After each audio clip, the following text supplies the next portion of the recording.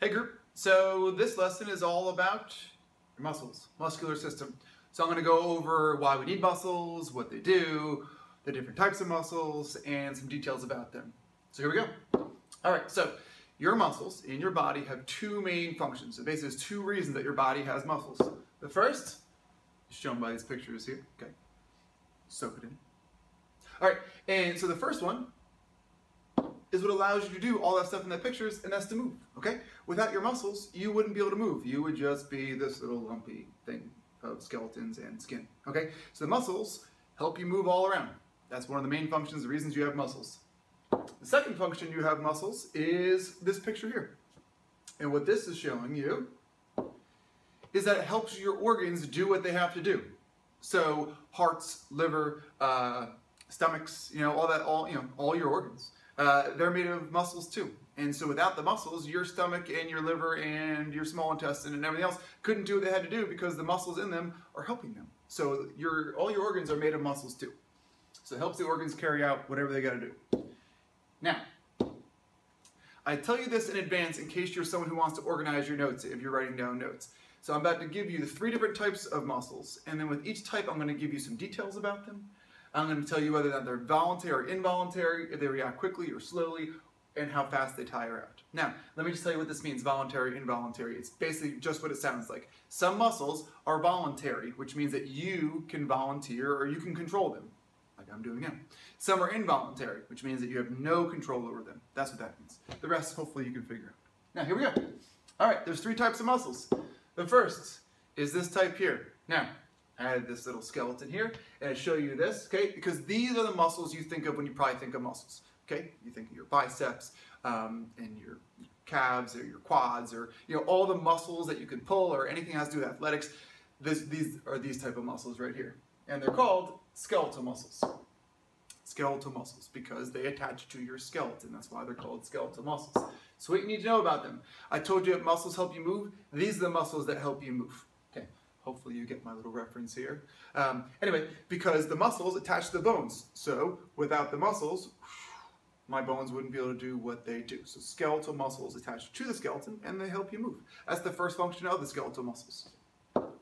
The second thing I want you to know about them is this is the majority of your muscles. Like I said, when I ask you about muscles or anyone talks about muscles, your muscles are sore, they're almost always talking about your skeletal muscles because this is everything you can touch, feel, things like that.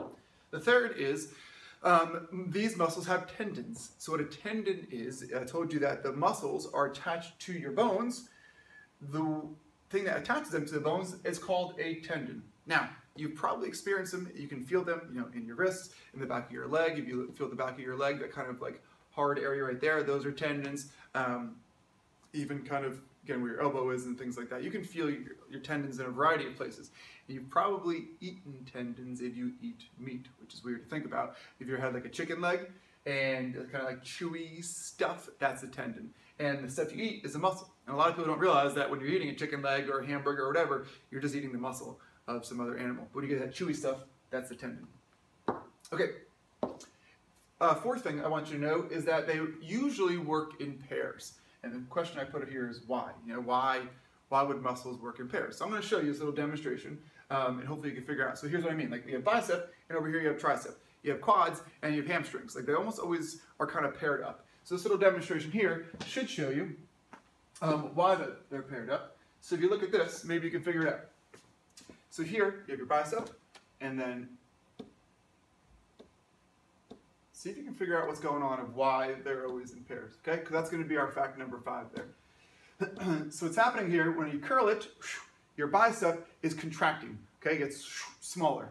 And then when you go this way, okay, your tricep contracts and gets smaller. And then bicep gets smaller, tricep gets smaller.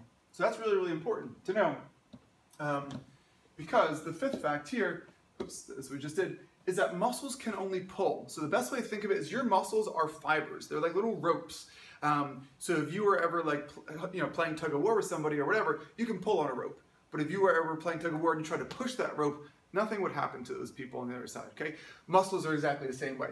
They pull and they pull. So you have to have muscles that work in pairs on the other side so you can have something pull from one side and pull from the other. All right, these muscles are voluntary. Like I said, I just chose to do that awesome little dance, okay?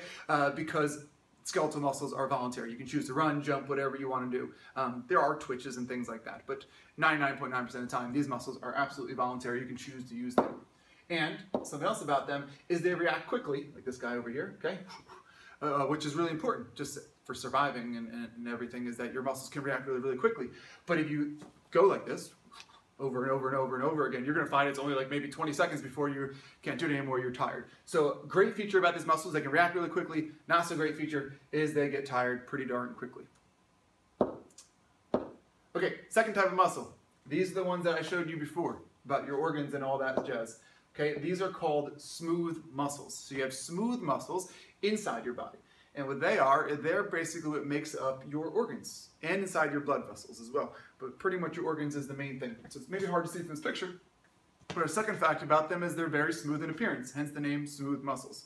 So it says your stomach and your small intestine, these are smooth muscles. They're not skeletal muscles, they're not attached to a skeleton in any way.